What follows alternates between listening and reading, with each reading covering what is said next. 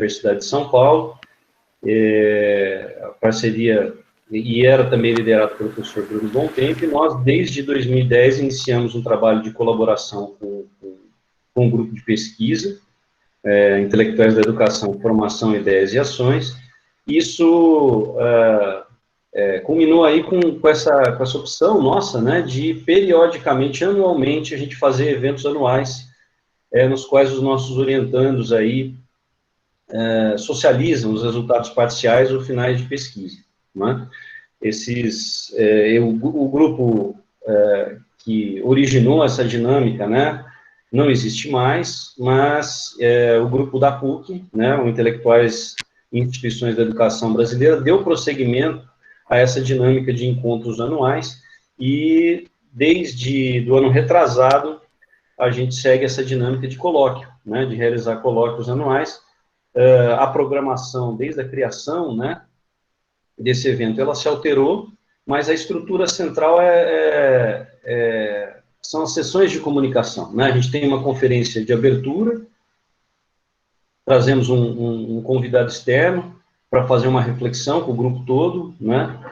Em geral, esse evento acompanha também, esse conferencista acompanha o evento como um todo, e aí nós temos as sessões de comunicação. Isso a gente sempre fez, né? Porque a gente entende que esses espaços, né, que priorizam o tempo para apresentação e debate das pesquisas, né, eles são raros, né? Nos grandes eventos, que são importantíssimos, os grandes eventos da área, a gente tem um pouco, até pelo volume, né, pelo número de participantes, a gente tem um tempo restrito, tanto para exposição como para debate. Então, isso é algo que está presente desde o início, né, desses encontros anuais, e aí a gente faz ajustes, né? E esse ano a gente inseriu uma inovação no nosso colóquio aí, que são as mesas redondas, né?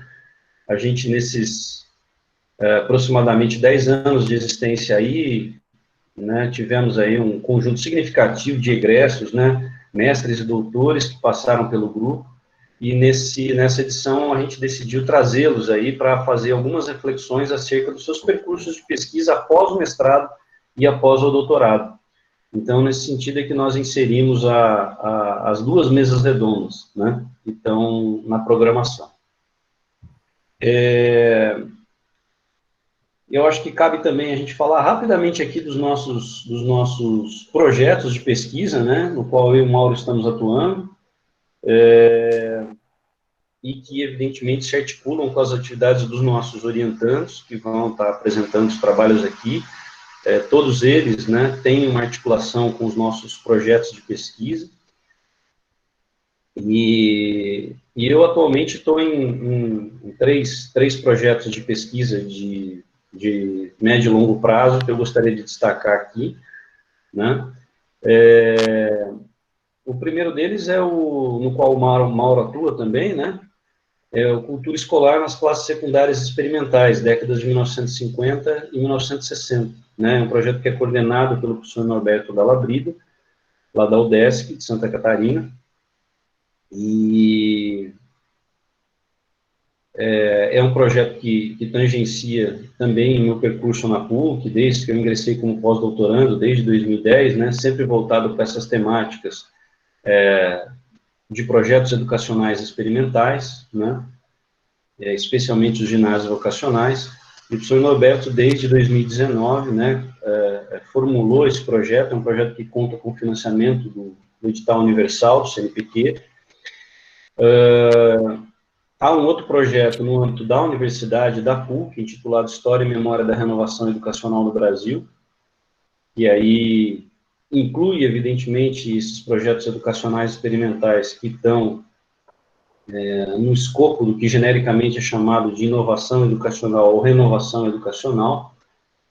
E, por fim, há um terceiro projeto que eu gostaria de destacar, é o ensino secundário no Brasil em perspectiva histórica e comparável. Projeto esse também financiado pelo edital universal do CNPq, e que é coordenado pela professora Eulise Peçanha, juntamente com o professor Norberto Dalla Brida e a professora Rosa Fátima de Souza, né? E há um projeto também que congrega todas as nossas pesquisas aqui, né? Também projeto de longo prazo, que é a história das instituições educacionais, intelectuais, políticas e práticas, né? No qual eu e o Mauro estamos inseridos. O Mauro coordena esse projeto de pesquisa, né? E tem uma interface direta com a temática do grupo de pesquisa, né? A universidade nos cobra, a PUC, por um projeto aí de longo prazo que congregue os nossos orientandos, que articule as nossas atividades de pesquisa. Então, o História das Instituições Educacionais, Intelectuais, Políticas e Práticas é o projeto que, digamos, tem um viés de guarda-chuva, né, e que acaba agregando todas as nossas pesquisas. Depois o Mauro pode falar um pouco mais desse projeto, que é coordenado por ele, né. Bom, eu gostaria de destacar também que esse evento, né, para além das nossas, de responder um pouco às nossas demandas, né, como eu estava colocando, né, as demandas da gente ter espaços de debate, né, espaços de troca, de intercâmbio, e aí é importante que esse intercâmbio envolve também o grupo em si, os nossos integrantes, mas também parceiros de outras universidades, né? O Mauro vai falar um pouco também disso na sequência. A gente construiu pontes aí muito profícuas com professores de outras universidades, da USP, Pelotas, Universidade de Lisboa, Universidade de Barcelona. Depois o Mauro vai enumerar um pouco essas atividades que a gente, colaborativas, né? Que a gente firmou ao longo desses anos. Agora, tem também um viés, acho que político, que cabe a gente destacar aqui, né? Nós entendemos que, como eu estava dizendo inicialmente, para além das nossas demandas, né, de troca, de intercâmbio, né, de investimento intelectual, né, demandas de internacionalização, que a gente tem que responder agora também, enfim, nós damos, né, entendemos que esse evento também tem um caráter político, dado o cenário, né, complexo que a gente atravessa, né? A gente vive uma conjuntura aí de cortes nas verbas de pesquisa, as entidades que nos representam, né, sobretudo a Amped, Ampu e SBHE, vêm periodicamente soltando notas, né, sucessivamente, até porque os cortes vêm sendo sucessivos, e entendemos que continuar fazendo pesquisa, debatendo, dialogando, também é resistir, né? Então, mesmo diante desse cenário difícil, né, que foi evidentemente acrescido dessa complexidade que a pandemia aí nos trouxe, né, a gente decidiu manter o evento, né, realizá-lo, porque fazer também pesquisa também é resistir, não é? E essa conjuntura política, ela também não envolve só o cenário macro aí, né, do país, os cortes de verba do Ministério da Ciência e Tecnologia, Ministério da Educação, as agências de fomento, mas envolve, evidentemente, a nossa conjuntura interna da universidade, né. A gente também passa por um cenário de muita indefinição em relação à nossa conjuntura, né, as nossas condições, efetivamente, de trabalho, de pesquisa, mas, mais uma vez, entendemos que também resistir, debater essa conjuntura, depois, em outros momentos, especialmente no final do evento, a gente vai ter espaço para falar um pouco mais dela, porém, né, eu acho que ela tem que ser trazida aqui, né, e não podemos deixar de marcar posição, né, a gente vive um cenário de governo fascista, né, de um governo que corta sucessivamente, que precariza a pesquisa, né, que sabota o futuro, né, em diversas dimensões. Isso inclui a esfera da ciência e da tecnologia, né. Vivemos um projeto de desmonte do país, então a gente entende que fazer esse evento, né, continuar produzindo, continuar debatendo, é também uma forma de resistência, tá? Passo agora aqui a palavra ao professor Mauro Castilho Gonçalves, meu colega de universidade, né, que vai trazer aqui também algumas informações sobre as nossas atividades de pesquisa, e posteriormente passar a palavra ao professor Ivanilson Silva, que vai nos brindar aí com a sua conferência, tá? Muito obrigado e seguimos em frente. Bom dia, obrigado pela presença de todos. É um prazer, uma honra recebê-los e recebê-las aqui no nosso segundo colóquio do Grupo de Pesquisa História das Instituições e dos Intelectuais da Educação Brasileira. O professor Daniel já destacou os pontos mais importantes, não é? Um histórico da nossa trajetória. Esse grupo já tem 10 anos de idade, não é? E uma década de funcionamento e de trajetória. Então, para nós é uma satisfação poder consolidar, não é? Essa caminhada que se iniciou no ano de 2010. O professor Daniel e comigo, não é? Já orientamos diversas teses e dissertações, todas elas vinculadas a um escopo mais geral do nosso grupo de pesquisa, né? Daniel destacou um projeto específico, mais amplo, mais alargado, que anima e dinamiza as investigações que alunos e alunas desenvolvem no âmbito do nosso programa de pós-graduação na PUC, que é a Educação, História, Política, Sociedade, não é? Então, este evento está vinculado a este grupo de pesquisa e também, obviamente, ao nosso programa de pós-graduação, Educação, História, Política e Sociedade, que é um programa já muito tradicional, que existe desde o início da década de 1970, tem uma história muito longa e importante de produção na área da educação brasileira, da sociologia da educação, da história da educação, âmbitos que nossos colegas, professores e alunos desenvolvem as suas pesquisas, não é? Eu quero também destacar o que Daniel levantou a respeito dos nossos intercâmbios, não é? O nosso grupo, ele desde 2010 vem amarrando, vem articulando com outras instituições do Brasil e do exterior investigações e parcerias bastante interessantes, né?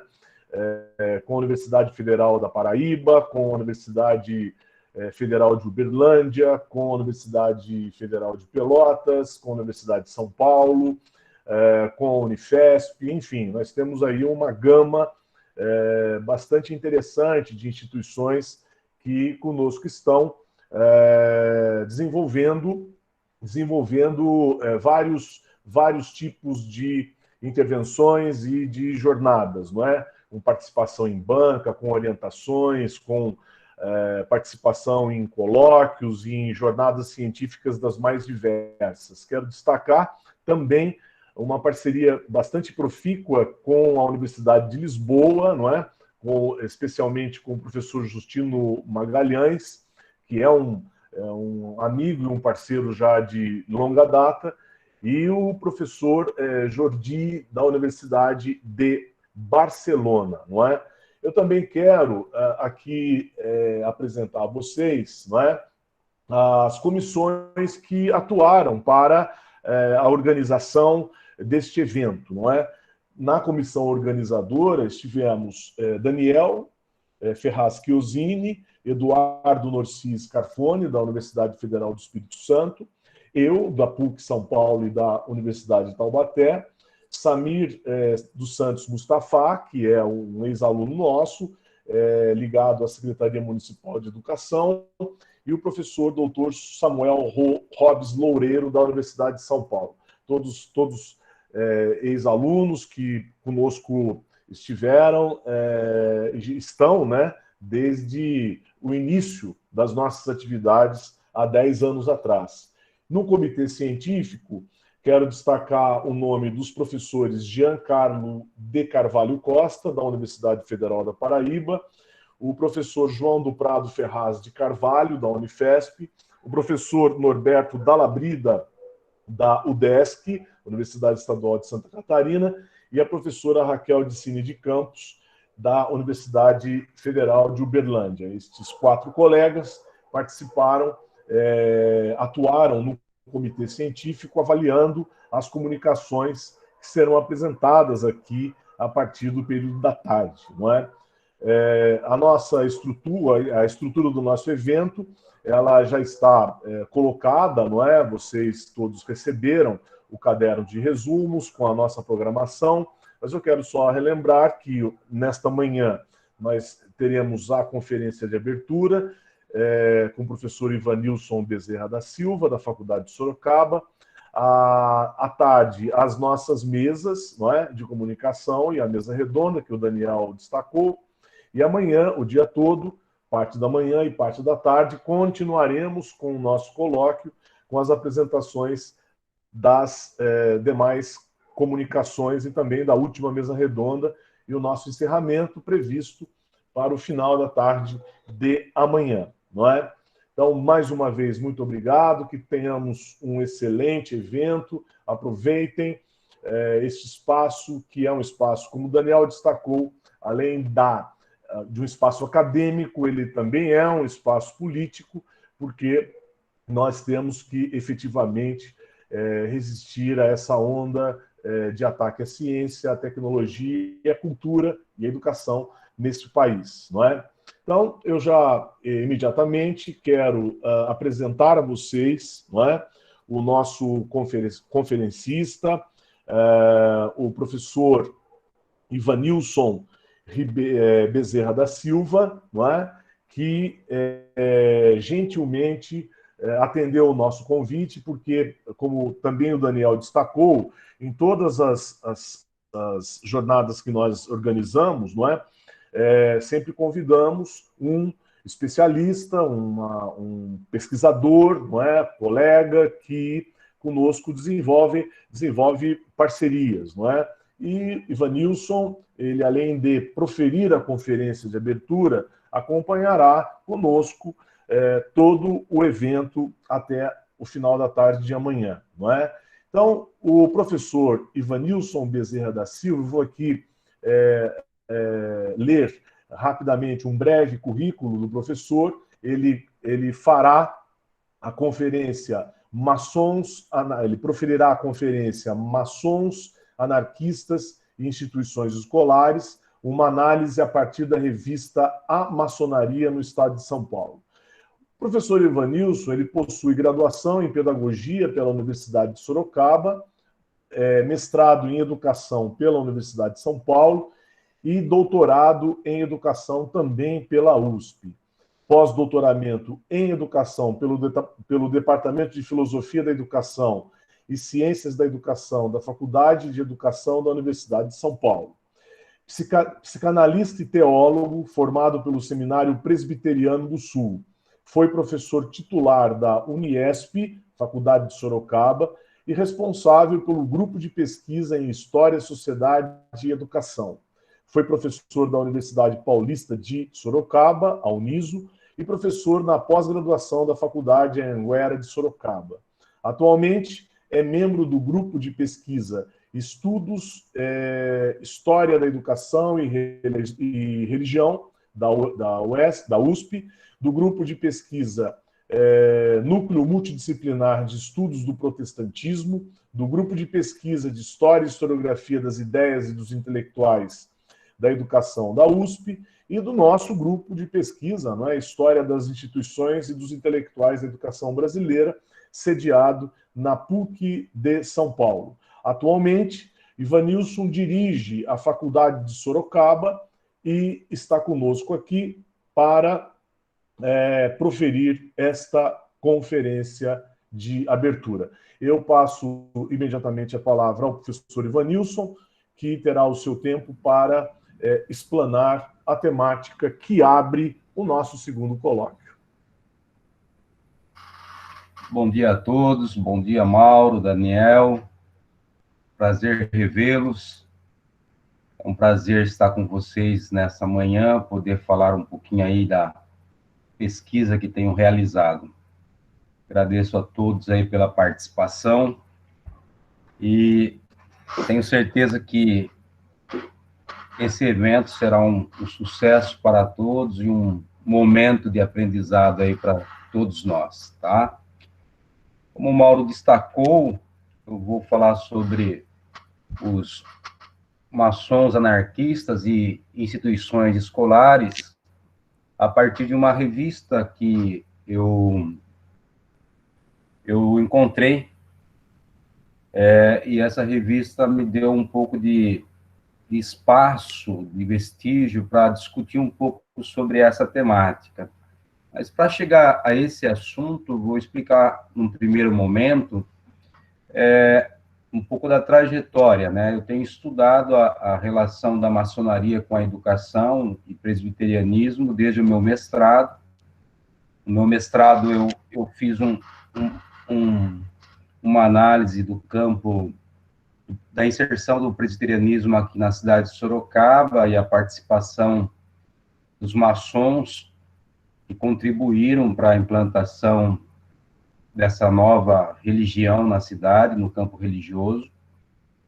No meu doutorado, eu foquei numa figura aí de São Paulo, também era maçom, né, ligado ao presbiterianismo, que era o Orsi Manley Lane, e o Lane tinha a tese que defendi, foi que Lane propunha a construção de uma rede de escolas, justamente onde existiam núcleos presbiterianos e núcleos de maçons, né?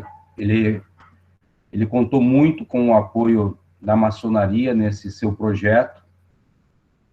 E no meu pós-doutorado, eu fiz um estudo dessa revista, desta fonte de pesquisa, que vale ressaltar que ela nunca foi utilizada no campo da história da educação. É uma revista de circulação interna da maçonaria, que se encontra lá na Biblioteca Mário de Andrade. Aliás, quase todos os volumes estão lá. E a ideia, no pós-doutorado supervisionado pelo Bruno, foi construir uma prosopografia, uma biografia coletiva dos maçons, que estavam com destaque nesta revista, né? Então, o objetivo geral naquela época foi produzir essa biografia coletiva desses maçons, e nós, então, elaboramos, e desses maçons paulistas que alcançaram altas posições, não só na maçonaria, mas também na vida política e na vida social, e destacamos também as ações desses maçons em relação à educação. E o destaque especial foi para uma escola mantida por uma loja maçônica em São Paulo, chamada Escola 7 de Setembro, que tinha o nome da própria loja que mantinha. E essa loja maçônica, então, fez e realizou muitas escolas voltadas para as pessoas pobres. E uma questão que nós colocamos na ocasião é que essas escolas, elas serviram como uma forma de distinção social e política, né? Não era só apenas uma ação de filantropia da parte da maçonaria, mas era uma estratégia de distinção social, porque os próprios filhos dos maçons não estudavam nessas escolas que eram organizadas por eles.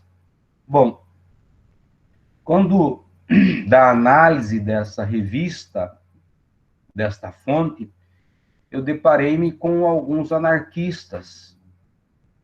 E, na ocasião, isso me chamou a atenção, né? E a pergunta levantada na época era justamente o que esses maçons anarquistas e alguns socialistas estavam fazendo num grupo ou num campo social altamente elitizado, né?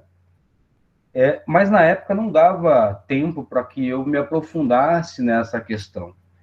E aí, então, eu fiz um segundo pós-doutorado. Nesse segundo pós-doutorado, o meu objeto foi centrar nesses intelectuais anarquistas citados na revista A Maçonaria no estado de São Paulo?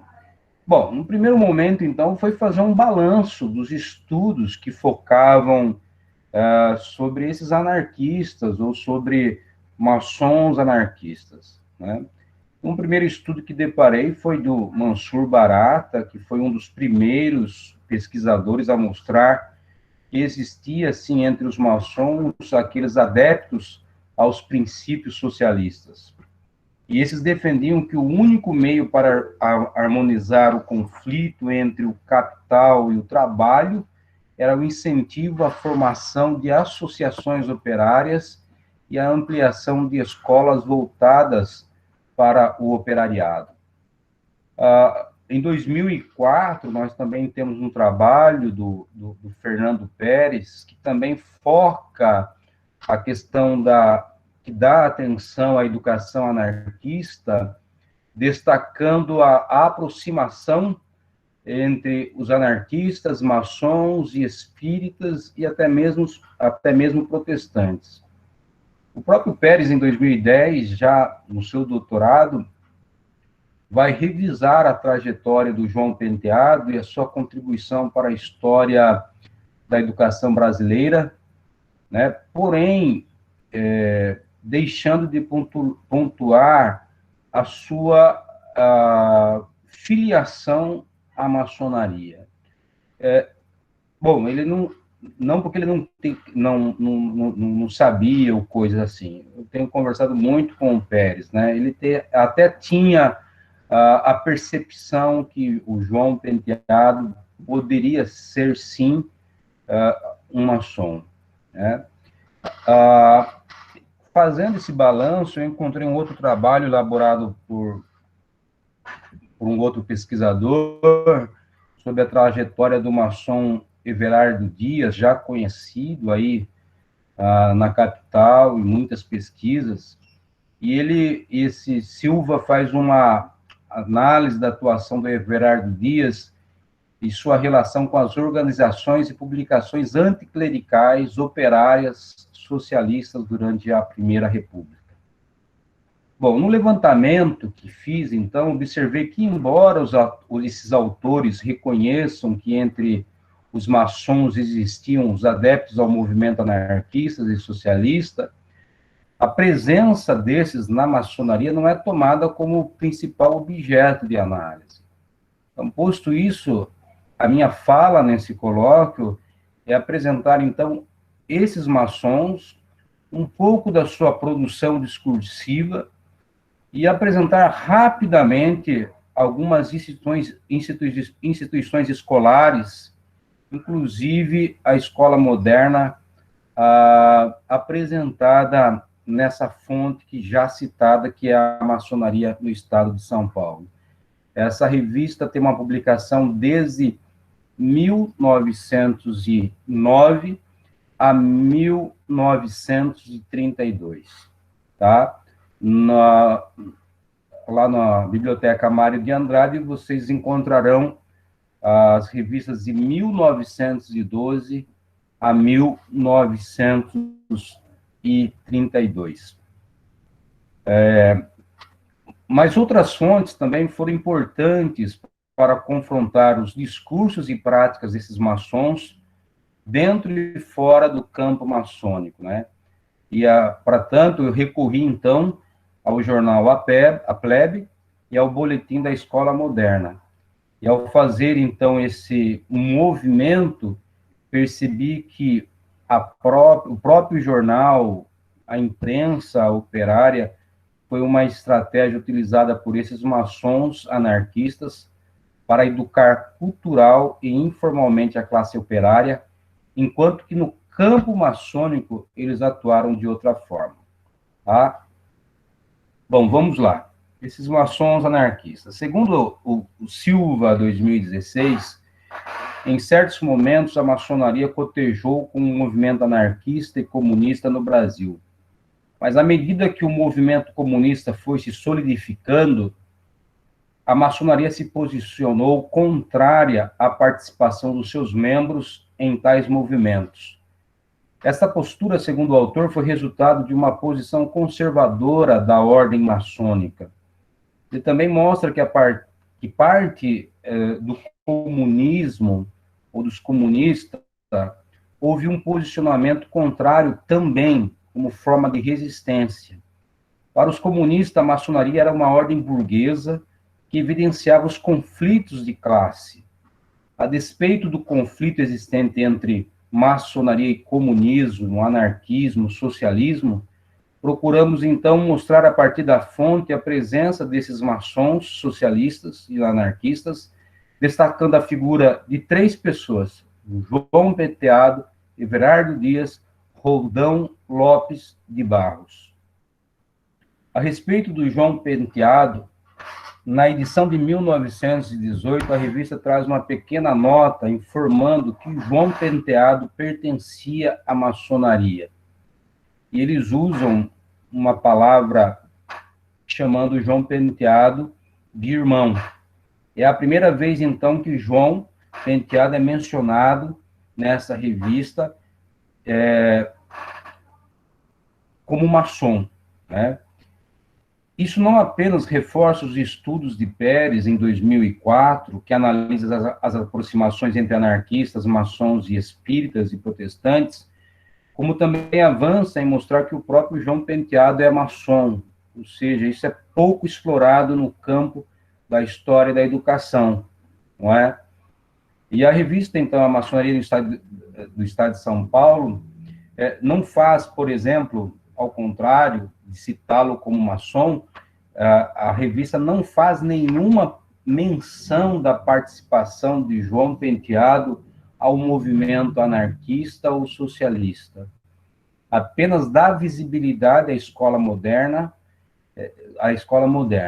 Bom, se existe uma ausência do pensamento anárquico de João Penteado na revista, podemos notá-la nas páginas do jornal A Plebe, né? No jornal, enquanto intelectual pertencente à classe trabalhadora, João Penteado, através da imprensa, não apenas mostra a expansão da classe trabalhadora, mas incentiva os trabalhadores a lutarem pelos seus direitos, né? Em outubro de 1921, no jornal A Plebe, o João Penteado faz um arrazoado sobre a morte de Francisco Ferrer, afirmando que o intelectual espanhol pagou com sua própria vida a luta contra a exploração burguesa. E naquele momento era preciso prestar uma homenagem à memória do grande precursor da Revolução Social. Porém, como já acentuei, na revista, essa fala, esse discurso não é trazido. A revista traz menções a respeito da escola liderada pelo João Penteado, mas se silencia a respeito da sua posição revolucionária contra a própria sociedade burguesa. Já no boletim da escola moderna, João Penteado não apenas instrui seus alunos e a classe operária sobre o conceito da educação, mas também relembra sempre a importância do 1º de maio, de se comemorar o 1º de maio como um marco da Revolução. Como podemos observar, João Penteado, enquanto intelectual, utilizava as mais variadas estratégias para disseminar suas ideias anarquistas, a imprensa operária, o boletim da escola moderna e a própria educação ofertada. Mas na revista do Estado, na revista Maçonaria no Estado de São Paulo, ele é apenas relembrado como diretor da escola moderna. Não há menção do seu nome relacionado aos movimentos socialistas e anarquistas e nem aos movimentos grevistas. De certa forma, havia uma simpatia dos redatores da revista com as instituições dirigidas pelo João Penteado, talvez pelo fato dele ser maçom, mas nenhum comentário sobre suas posições revolucionárias.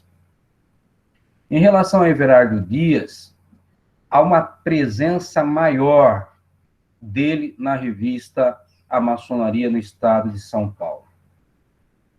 A fonte não apenas publica seus discursos dentro das lojas maçônicas. Aliás, ele teve uma maior atuação nas lojas maçônicas.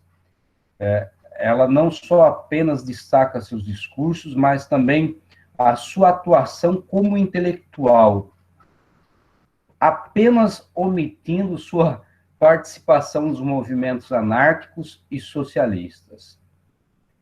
Dentro do campo maçônico e em discursos feitos na loja Ordem e Progresso, Dias diz que a maçonaria é uma das mais antigas instituições criada pelo homem com o objetivo de garantir a liberdade, a igualdade e a fraternidade. E também a revista, ele não só elogia a maçonaria nesse sentido, mas também ele utiliza esta revista para publicar as associações que ele mesmo criou e que ele participou, tais como a Liga Anticlerical e a Associação dos Livres Pensadores. Na maçonaria paulista, Everardo Dias era reconhecido pelo seu acentuado capital cultural, porém, dentro do campo maçônico, ele não galgou posições mais elevadas.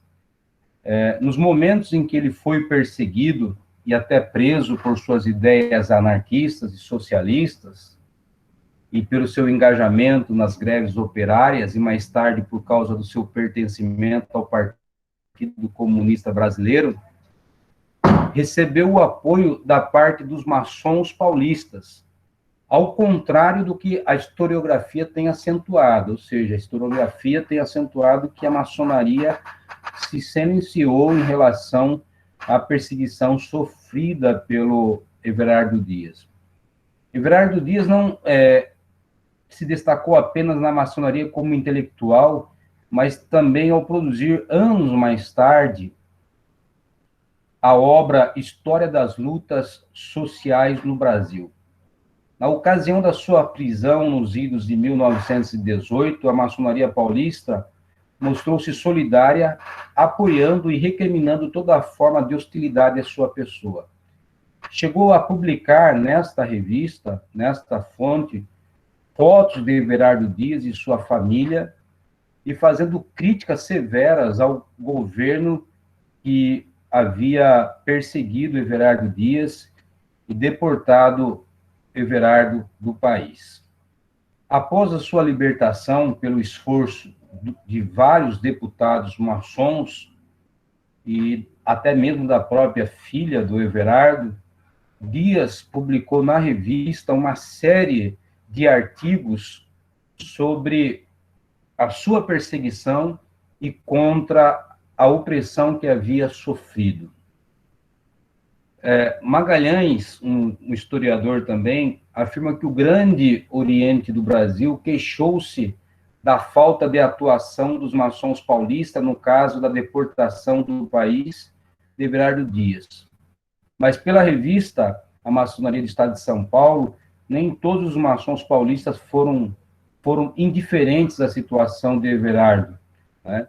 E em 1924, Everardo Dias foi exonerado da maçonaria brasileira pelo Grande Oriente do Brasil, e segundo o boletim, Dias tinha faltado a confiança nele depositada pela administração do Grande Oriente, justamente por suas posições revolucionárias e participação nas greves que ele liderou com os demais anarquistas e socialistas em São Paulo. É possível também, através da revista, observar que Dias apoiava muito a escola moderna. Em seus discursos, como orador da loja, ele tecia grandes elogios à figura de João Penteado e à educação ofertada pela escola moderna. Ele faz muito isso como orador. Era comum naquela época o maçom não pertencer somente a uma loja. Ele pertencia a outras lojas, e ele faz esse discurso como orador na loja maçônica intitulada Espanhola. Bom, na fonte analisada, encontramos alguns discursos proferidos por Dias, mas nenhum contendo uma crítica à sociedade burguesa, que ele combatia nos jornais. Entendia que uma das funções da maçonaria era combater o fanatismo e a ignorância.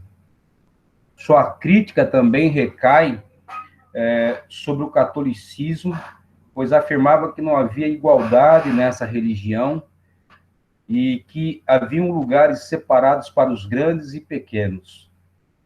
É interessante como ele tem um olhar crítico para as outras instituições, mas ele mesmo não critica a própria maçonaria, que também faz esse tipo de distinção.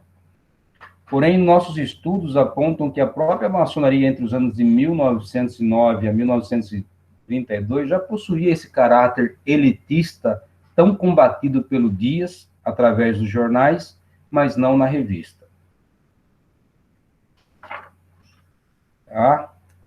Bom, entendemos que à medida que Everardo Dias se assenta, teoricamente, no socialismo e ingressa no Partido Comunista, ele vai se distanciando da maçonaria. Mas, de certa forma, ele utiliza estrategicamente, até o período da sua prisão e exílio, o campo maçônico. Interessante também observar que, em seu livro História das Lutas Sociais no Brasil, em nenhum momento Dias fala do apoio que recebeu na ocasião da sua perseguição. Ele não cita a contribuição da maçonaria. E à medida que ele se engaja como intelectual nos movimentos operários, Dias percebe a distância que existe entre a ideologia maçônica e o próprio social.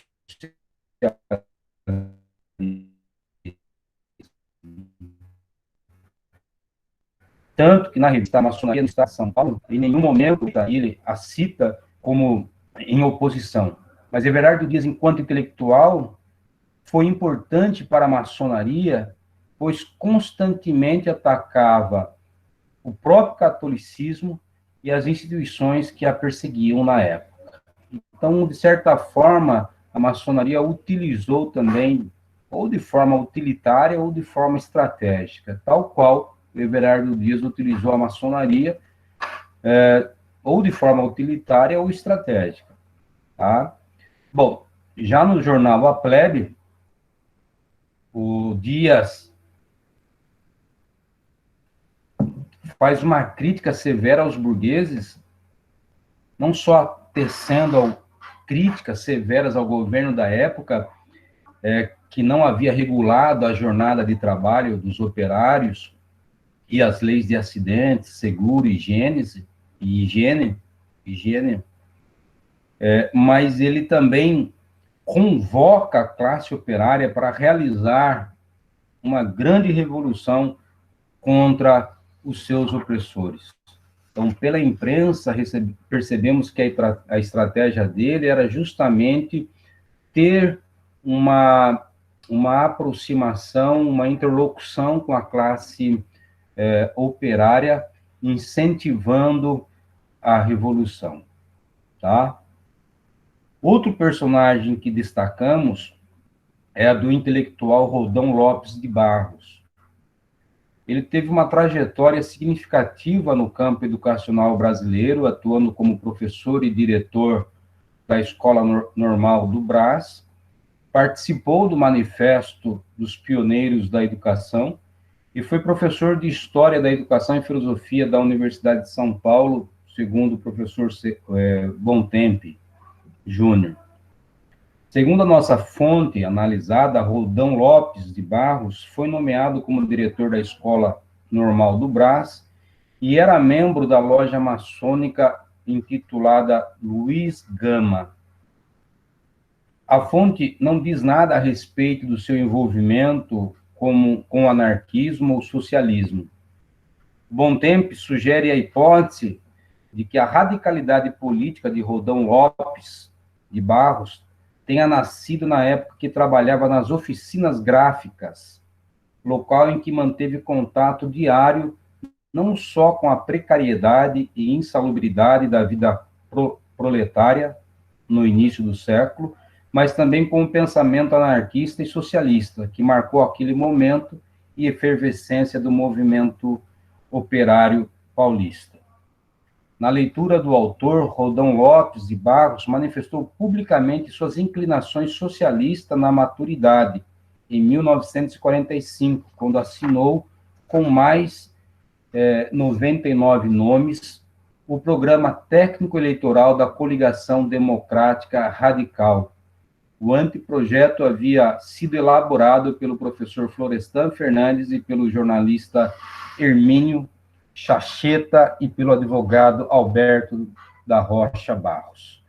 Mas o Bruno, no seu levantamento biográfico sobre o Rondão, não chega a afirmar a participação do Rondão na maçonaria. Então, eu avanço também nesse aspecto biográfico do Rondão. Tá? Bom, agora só pontuando algumas instituições educacionais na revista Maçonaria do Estado de São Paulo.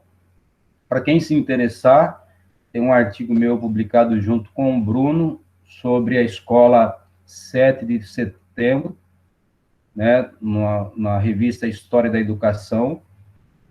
Ali a gente foca mais nessa escola e na prosopografia desses maçons.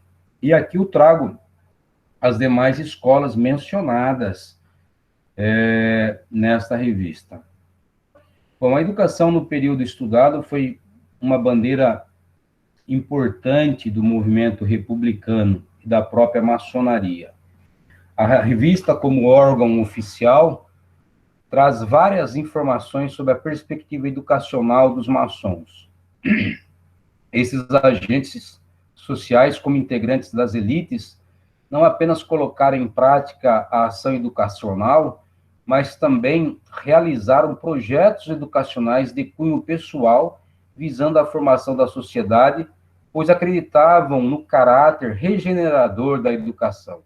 Além disso, através da revista, é possível perceber as representações que tais agentes construíram a respeito da educação. Os maçons anarquistas e socialistas supracitados, João Penteado e Roldão Lopes, foram os que mais se dedicaram à educação.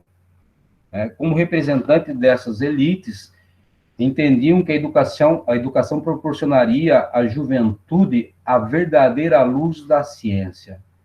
Na mesma linha de pensamento, outros maçons compreendiam que as escolas maçônicas deveriam combater o obscurantismo pregado pelos jesuítas e deveriam se opor à educação ofertada por eles.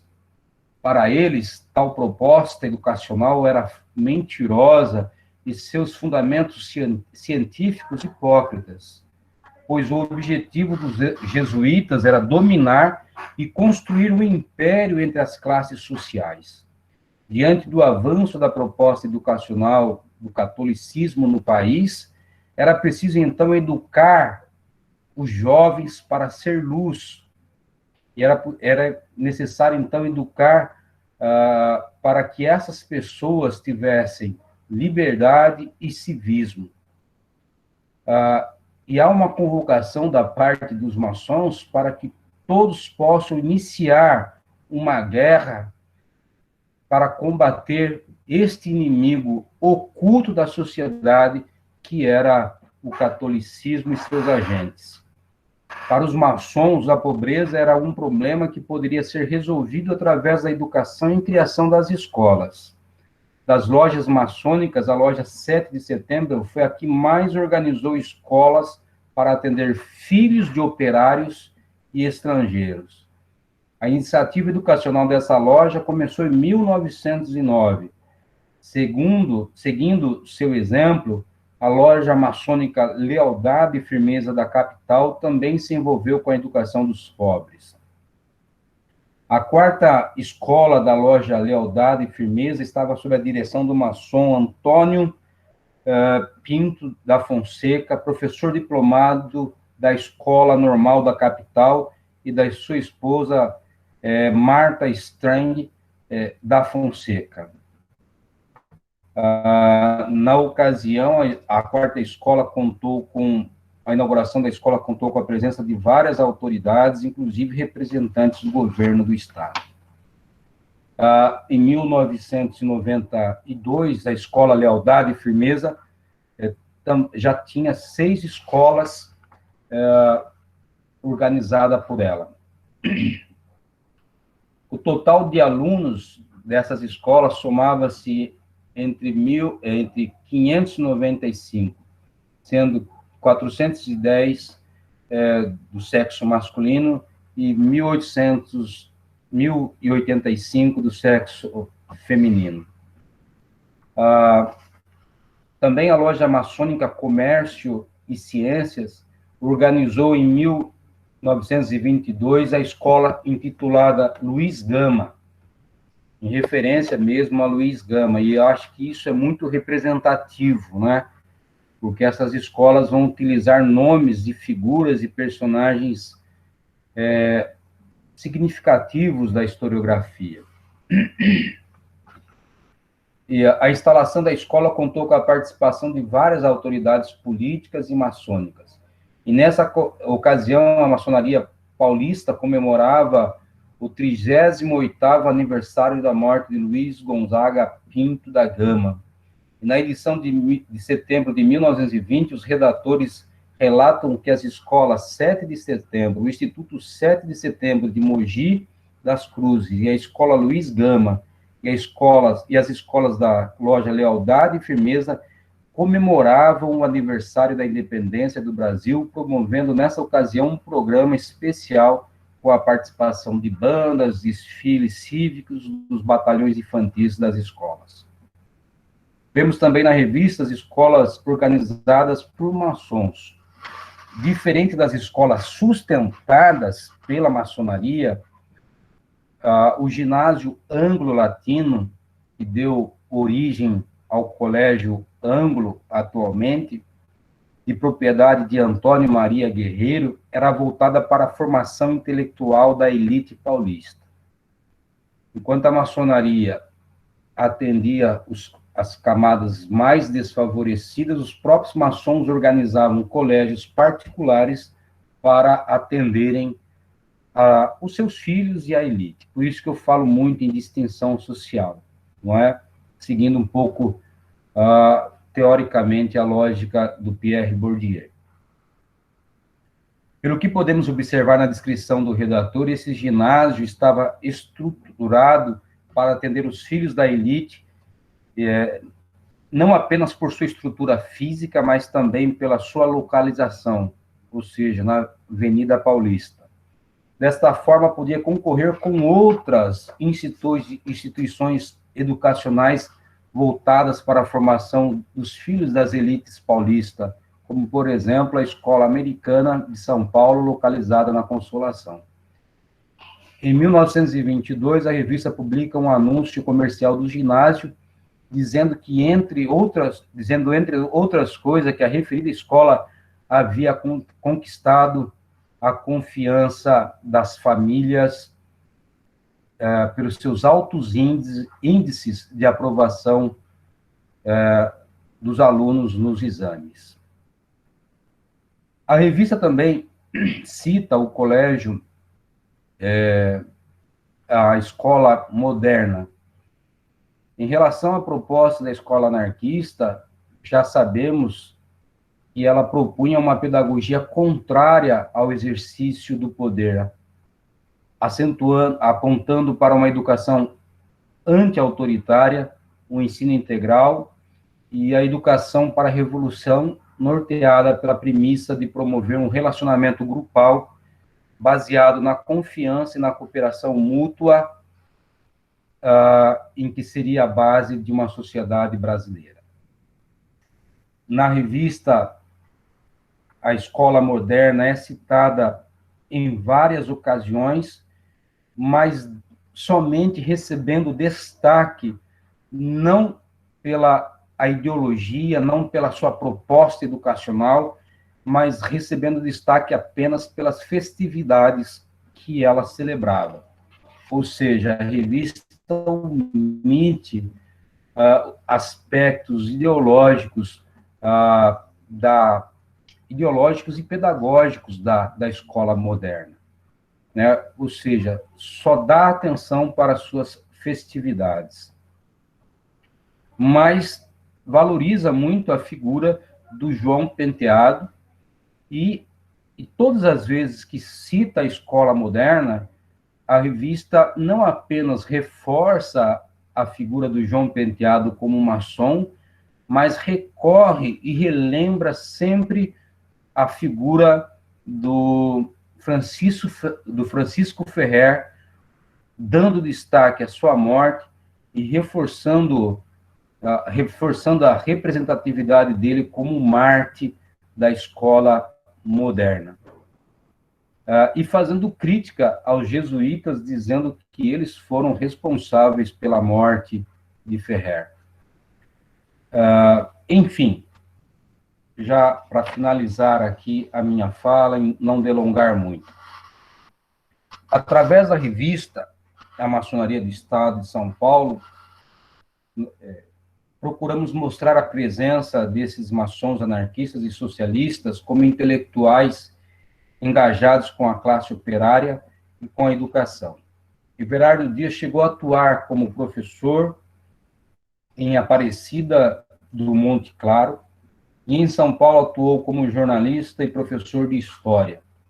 Mundão Lopes e João Penteado foram os que mais se envolveram com a educação, além da revista. Os jornais analisados mostraram que Everardo Dias e João Penteado utilizaram a imprensa operária como estratégia de divulgação das suas ideias. Embora pertencentes por um determinado momento a um grupo social elitizado, como a maçonaria, na revista, nenhum deles teceu algum comentário contra a sociedade burguesa, contra o capitalismo, tentando dessa forma harmonizar a relação entre socialismo e a maçonaria, ou talvez utilizando-a como estratégia de projeção e visibilidade pessoal e social. Confrontando a nossa principal fonte, a revista A Maçonaria do Estado de São Paulo, com os jornais produzidos por Everardo Dias e João Penteado, vimos uma postura diferente de ambos. Suas críticas aos burgueses eram as mais severas possíveis e, através da imprensa, incentivavam a classe operária à revolução social. Em relação à educação, esses maçons não apenas se envolveram na organização de escolas, mas também compreendiam que elas eram responsáveis em proporcionar progresso, desenvolvimento econômico e social para o Brasil. Para esses maçons era preciso educar o pobre, torná-los mais dóceis, ordeiros e submissos aos valores morais da classe que os maçons pertenciam. A causa de um país distante do progresso era a educação dos jesuítas, a pobreza e a ignorância. Entre as escolas dos maçons e da maçonaria, encontramos a menção da escola moderna, mantida pelo maçom João Penteado, como uma proposta diametralmente diferente das escolas organizadas pelos maçons liberais. A fonte, portanto, possibilitou trazer para o campo da história da educação intelectuais maçons anarquistas, socialistas e algumas escolas pouco citadas e conhecidas. Entendemos que tal fonte abriu um caminho para futuras pesquisas que tomem cada escola como objeto de análise. Portanto, essa é a minha contribuição, Mauro, demais amigos. Obrigado, Ivanilson, pela excelente explanação, um tema instigante que nos remete a pensarmos sobre as origens da nossa república, não é? As primeiras décadas e os sujeitos e instituições que estiveram ali atuando, não é? Nós vamos passar agora para a sessão de perguntas, Ivanilson, e nós já temos algumas já redigidas no nosso bate-papo. Sugiro que... Pois não. Desculpa. Só dar um informe rápido que o link para registro da presença já foi disponibilizado aqui no chat. Então, peço a todos e todas que acessem aí o link e registrem a presença, reforçando a recomendação de inserir nesse formulário de controle de presença o mesmo e-mail utilizado na inscrição do evento. Tá bom? Desculpa a interrupção. Que isso, Daniel. Acho que foi uma informação importante aí para o encaminhamento do nosso colóquio. Pois bem, Ivanilson, nós temos aqui algumas perguntas já redigidas no nosso bate-papo, não é? Nós temos aí até um tempo relativamente elástico para as respostas, não é? A fim de que você se organize, Ivanilson, para essas respostas, a minha sugestão é que façamos em blocos, certo? De 3 questões, não é? Para você se organizar. Elas estão todas redigidas aí, mas eu vou lê-las, não é? Para todos acompanharem. Mas eu tenho, para iniciar esse nosso bate-papo agora, Ivanilson, eu tenho uma questão que, na tentativa de abrir aí o nosso debate, não é? Achei bastante interessante esse cotejamento, esse paralelo que você fez entre a revista, um periódico especificamente vinculado, né, às lojas maçônicas e à atuação dos maçons no início da República, e também os jornais anarquistas, não é? A minha questão diz respeito à própria estruturação da revista, né? Porque você não acha, das pesquisas que realizou, no mergulho que fez nas fontes, que esses maçons escreviam mais contundentemente a favor de transformações estruturais, desde um ponto de vista anarquista e socialista, nos jornais do que na revista, porque a revista era... isso que eu queria que você me explicasse, se puder, não é? Qual era a estruturação editorial dessa revista?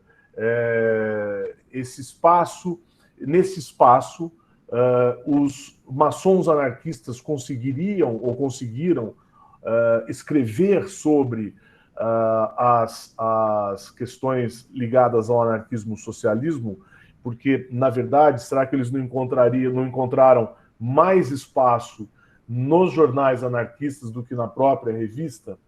Não é? Então, essa seria a primeira pergunta. A segunda vem de Guilherme Soto. Professor, durante as suas pesquisas, você buscou analisar os motivos que levaram estes socialistas e anarquistas a ingressarem na maçonaria, ou se eles já eram maçons quando ingressaram na causa anarquista ou socialista? E o Daniel pergunta: Ivanilson, gostaria que você retomasse o referencial teórico que utilizou nessa investigação. Como é que foi a escolha da prosopografia, não é? Como referencial investigativo que desenvolveu? Quais autores ofereceram para você o embasamento nesse sentido? Quero ligar essa pergunta do Daniel a uma que está lá embaixo, não é? Feita pela Amanda, que também diz respeito ao método analítico adotado. Bom, vamos tentar responder aí as questões. Mauro, a sua pergunta é instigante, porque, assim, quem estuda a filosofia, o pensamento maçônico, sabe que no espaço maçônico há liberdade para se pensar de forma contrária, certo? Eles sabiam que poderiam se posicionar em favor da classe operária dentro do espaço maçônico. Aí você coloca uma questão que é sobre a revista. Ela, num primeiro momento, ela é uma circulação interna, mas há anúncios de que qualquer pessoa poderia encontrá-la ou comprá-la. Há anúncio delas nos próprios jornais, né, de propaganda dela. Olha, quem quiser comprar a revista a maçonaria do Estado de São Paulo, por favor, entrar em contato com Ângelo Giusti, que era um dos redatores da revista, o Antônio Giusti, que era o pai do Ângelo, né? Então, assim, ela sai da esfera estritamente maçônica, né? Ela circula em outros espaços. A questão também que eu levanto é que eles, principalmente o Everardo Dias, aliás, ele reuniu as conferências faladas por ele nas lojas maçônicas em um livro que vocês encontram lá na Unicamp, intitulado Semeando. Ou seja, eu não fui atrás desse livro, por quê? Porque eu preferi analisar os discursos contidos, né, na própria fonte. Talvez um próximo trabalho aí com o Mauro e com o Daniel seja a gente fazer uma análise de como que o Everardo Dias vai reproduzir nesse livro Semeando as suas conferências dentro da loja maçônica, né? Eu não citei, mas a revista dá muito espaço também às mulheres que estavam envolvidas com as causas operárias. Talvez seja aí também um próximo trabalho. Mas eu acredito, Mauro, que eles se silenciam estrategicamente, né? Eles se silenciam estrategicamente, porque eles sabem que eles podem falar. E à medida que os maçons liberais vão acompanhando o discurso deles fora, ou seja, nos jornais, isso vai trazendo um certo incômodo, e eles vão rompendo e vão se posicionando politicamente a favor da ruptura entre os maçons, anarquistas e a maçonaria. Muito Também bem. Obrigado, Nilson. Vamos para a segunda questão. Não sei se você concluiu a primeira. Eu estou plenamente satisfeito com a sua resposta. E Daniel e eu agradecemos, né, Daniel, a possibilidade de amadurecermos aí uma frente de pesquisa, não é? Com esses discursos, não é? Do Everardo Dias. Ótimo, não é? Ótimo. O Evanilson, tem a segunda pergunta, então, do Guilherme Soto, sobre se esses anarquistas e socialistas já eram maçons ou vice-versa. O Everardo, sim. O Everardo, o pai também já era maçom, não é? E quando ele chega em São Paulo, ele já se filia a uma loja maçônica, não é? Então, o primeiro movimento é um movimento de entrar na loja, depois se engajar nos movimentos operários, mas ele já tinha um pensamento anárquico já da sua chegada ao Brasil, né? Mas já era maçom, né? E o Daniel fala um pouco aqui sobre a questão dos referenciais teóricos. Eu não citei na minha fala, Daniel, porque fica um tanto quanto carregado, né? Eu procurei ser o mais breve possível e espero ter cumprido aí, né, com a expectativa, né? Mas eu usei muito o Renz, o Charlie, né? Em relação à prosopografia, né? Acho que um trabalho mais embasado do ponto de vista da prosopografia, do método em si, é o artigo que eu falo das elites maçônicas, né? Porque ali eu separo 39 figuras de projeções e analiso os aspectos comuns entre eles e os divergentes, tá? Mas nesse trabalho em si, eu não utilizo, eu faço levantamentos biográficos, mas seria até um pouco incoerente, né? Usar só 3 figuras para prosopografia, né? Acho que é um número muito pequeno para você trabalhar com o método, né? Mas quando eu falo em elites, eu poderia ter trabalhado com elites culturais, seguindo aí o Cirinelli, né? Mas eu não fiz com os anarquistas uma análise utilizando o método prosopográfico. Quando eu falo eles estão citados lá como elites no primeiro trabalho meu, né? Quando eu trabalho com outras figuras, eu não faço essa separação no primeiro trabalho. Chego até a falar das preferências políticas deles, né? Mas eles já estão citados lá no primeiro trabalho, não nesse. Eu acharia um pouco, sei lá, perigoso você fazer uma análise prosopográfica só com 3 personagens, né? Uhum. Mais alguma questão? Não, Evanilson, esse trabalho que você se refere a respeito dos 39 sujeitos que você analisa da perspectiva da história das elites, ele está publicado onde? Você tem aí a lembrança? Só como referência aos ouvintes aqui, aos participantes. É só colocar no Google aí Ivanilson Bezerra da Silva e Bruno Bontempi Júnior, coloca elites maçônicas e a Escola 7 de Setembro, que já aparece. Tá, mas ótimo. foi na revista da História da Educação. Tá? Muito bem. Aquela do Rio Grande do Sul, não é isso? Isso. Evanilson, tem mais 3 perguntas aqui. Acho que é brasileira, Mauro. É a revista História da Educação Brasileira. Da Sociedade Brasileira de História da Educação. Ok. De Epa Benites, não é? Não sei se esse efetivamente é o nome da pessoa. Pergunta qual foi o papel do protestantismo para a inserção do socialismo e anarquismo no solo brasileiro, não é?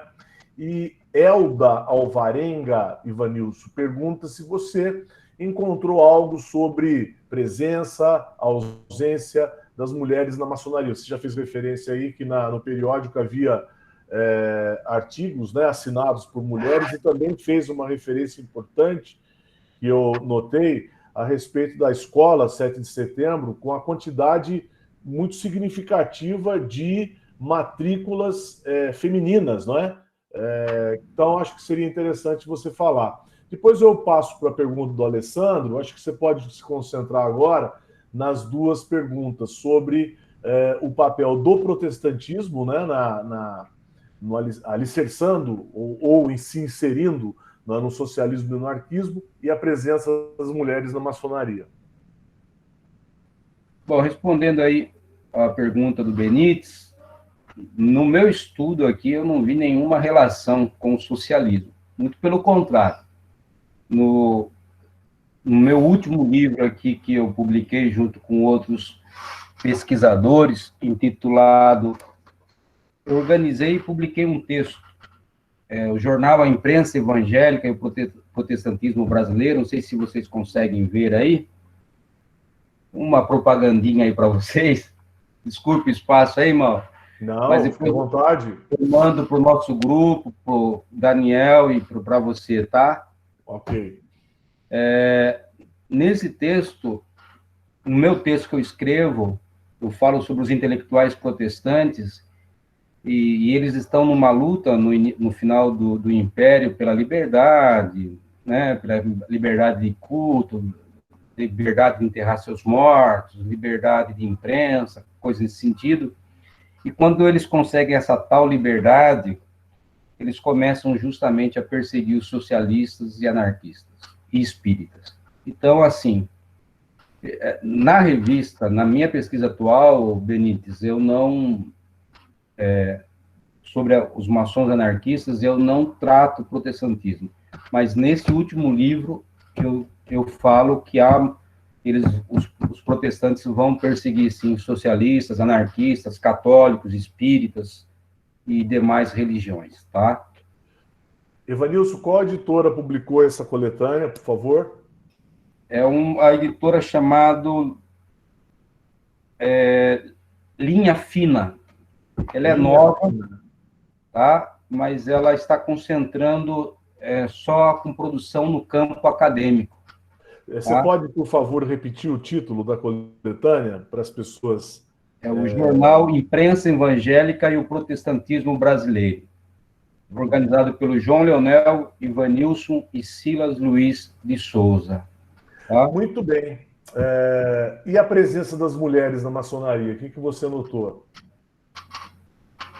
A Elga acho que pode pode até fazer a futura pesquisa sobre as mulheres, mas tem muito, principalmente a Maria Lacerda Moura, é muito citada do ponto de vista educacional, suas obras, eles trazem para discursar dentro das lojas maçônicas figuras femininas pertencentes à maçonaria fora do país, tá?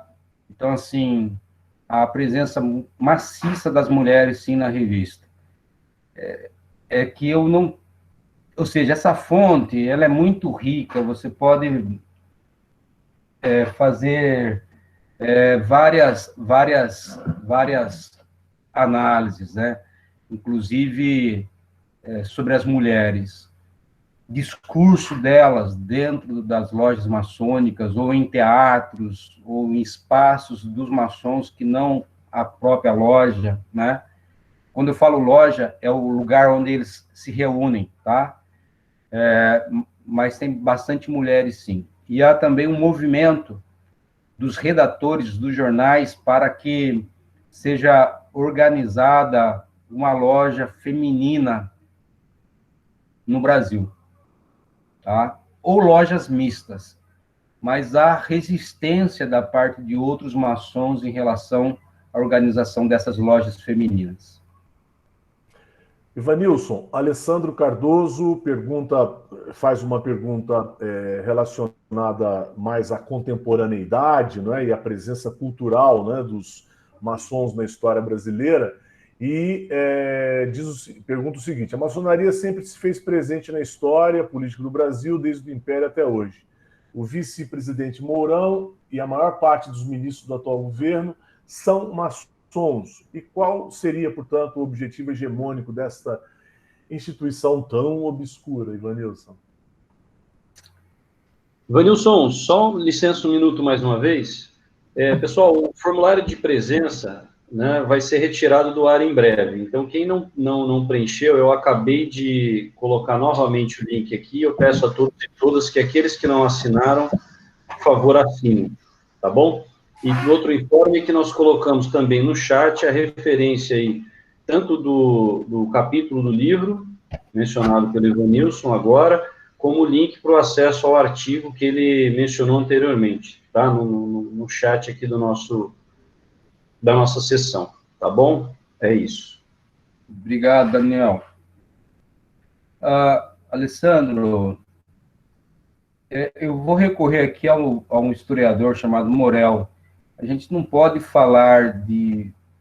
Vocês observaram que eu falei muito no singular, né?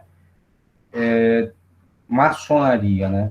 Mas o Morel trabalha com a ideia de que nós iremos falar de maçonarias. A gente não pode colocar tudo num pacote. Hoje você encontra as lojas maçônicas progressistas, formada ainda por anarquistas, por socialistas, por pessoas de esquerda. Então, não dá para colocar dentro desse pacote e dizer que tudo isso é maçonaria, né? Hoje você tem, por exemplo, um rito chamado moderno. O rito moderno é altamente filosófico, não é? Ou seja, não há aspecto religioso algum que se ligue a símbolos religiosos, como o Alcorão, Deus, Bíblia, seja lá o livro predominante, não é? Então, assim, é lógico que grupos maçônicos apoiaram a ascensão desse governo, não é? Mas não dá para dizer que toda a maçonaria é desse jeito, porque você vê ainda resistências contra esse governo por parte de grupos, de blocos maçônicos ideologicamente diferentes, né? É que se você for observar a história aí da República, você percebe que boa parte dos presidentes foram maçons e foram aí da Faculdade de Direito de São Paulo, né? Já tem estudos prosopográficos sobre isso daí, fazendo essas análises, né? Então, lamentavelmente, a gente percebe que, como você diz aí, um grupo tem apoiado, como também os protestantes têm apoiado, como evangélicos têm apoiado, como católicos têm apoiado, como espíritas têm apoiado esse governo, né? Então, não é só o maçom. Acho que é isso. Muito bem. Amanda tem duas perguntas, Ivanilson. Teria uma terceira relativa ao método prosopográfico, mas acho que você já avançou nesse aspecto, inclusive citando o artigo onde você e Bruno Bontempi detalham, não é, com mais propriedade essa operação metodológica. Mas a Amanda pergunta que trabalha. Tenho duas perguntas. Nesse percurso histórico, a complexidade relacionada ao significado e uso corrente em contextos mais gerais do termo anticlericalismo é evidente, visto que o fenômeno não foi homogêneo nem específico de um segmento social. Nesse sentido, qual foi a versão de anticlericalismo defendida pela maçonaria? E se você conseguiu identificar nas suas pesquisas traços de um antijesuitismo? Bom, eles tinham em mãos um documento do próprio catolicismo que já estava repudiando. Esse documento foi elaborado, bom, acho que, se não me falha a memória, é de 1886. E isso começa a circular nas lojas maçônicas, o movimento dos católicos contra a maçonaria. E lá não é um documento chamado, se não me falha a memória, Liga Antimaçônica e Antiprotestante. Esse documento surge no Brasil justamente na época em que a maçonaria começa um movimento de apoio aos protestantes.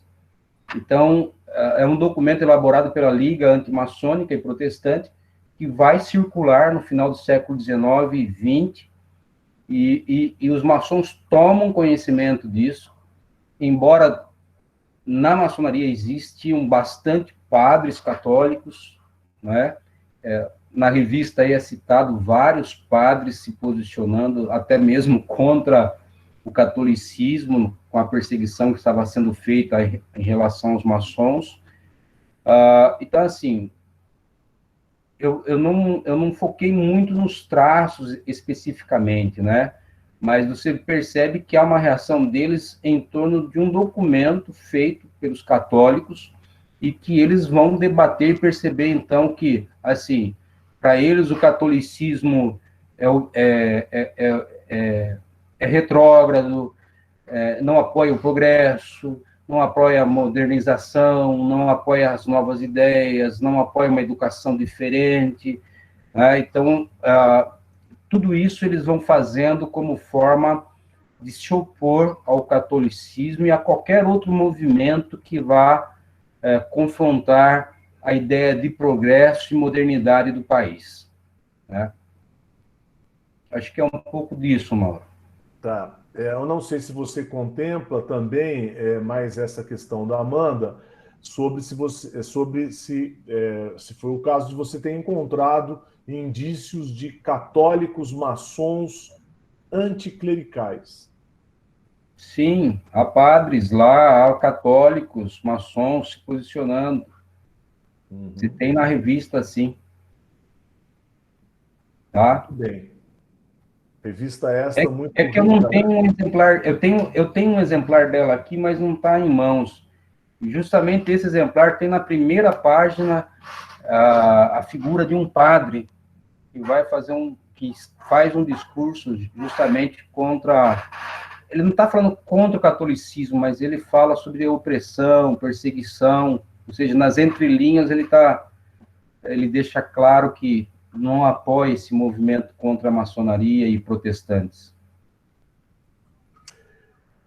Ótimo. Nós acabamos de relatar as perguntas que foram redigidas e postadas no nosso chat, mas fica aí aberta a palavra ainda, não é? Se alguém se interessar em perguntar pela câmera mesmo, né? Abre a câmera e pode perguntar ou não abre a câmera, não tem problema nenhum.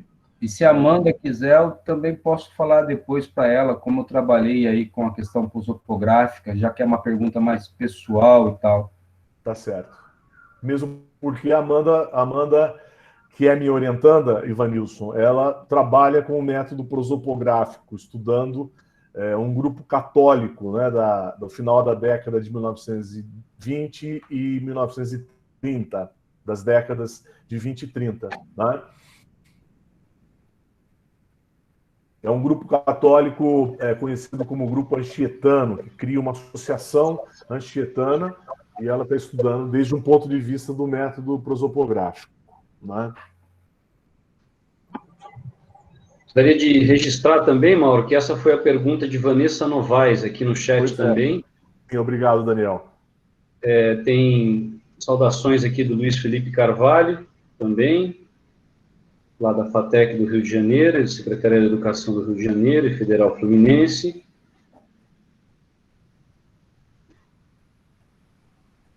São essas as perguntas. Aqueles que eventualmente não se sentiram contemplados aí, eu e o Mauro pedimos que peçam a palavra aí, levantem a mão para fazer suas colocações.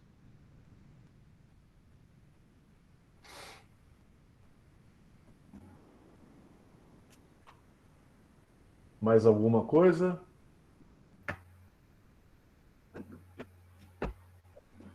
Acho que é isso, né, amor? A Vanessa destaca aqui ainda que a pergunta advém da sua pesquisa, né? Que investiga a primeira escola rabínica brasileira. Que bom, Vanessa, não é? Parabéns aí pela sua iniciativa de pesquisa, né? Acho que é interessante destacar, né, Daniel? Também aqui nós estamos agora com 75 pessoas na nossa sala e certamente pessoas que representam diferentes instituições, não é? Diferentes universidades, programas de pós-graduação, de graduação, não é? Do nosso Brasil aí, acho que estamos bem representados, não é? Os estados e regiões aí presentes na abertura do nosso colóquio, não é?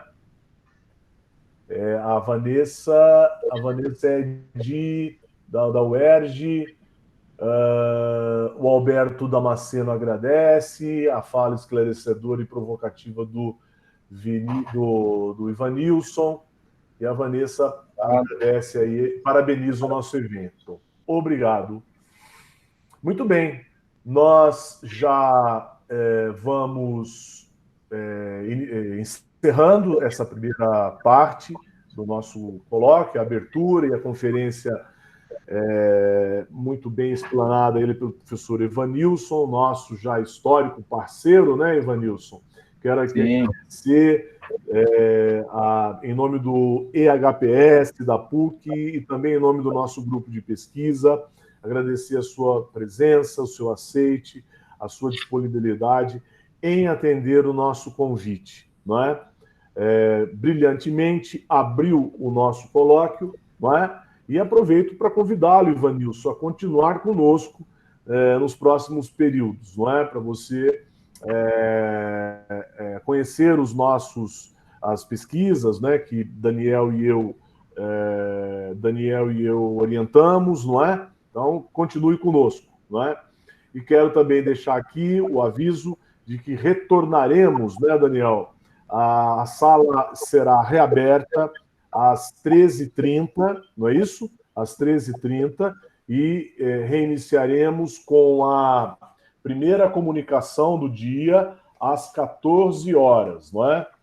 E esta primeira comunicação, ela estará sob a responsabilidade da... Deixa eu localizar aqui, cadê as minhas anotações? estará sob a responsabilidade do Robson Andrade Costa, a Isis Sanfins e o Jefferson Ricardo de Andrade. Coordenará esta primeira sessão de comunicação, denominada Imprensa, Impressos, História da Educação 1, o nosso doutorando Samuel José Carvalho. Tá certo? Então, obrigado a todos e a todas, bom almoço para nós e retornaremos às 13h30 com a nossa sala. Né? Mauro, só mais uma rápido informe aqui.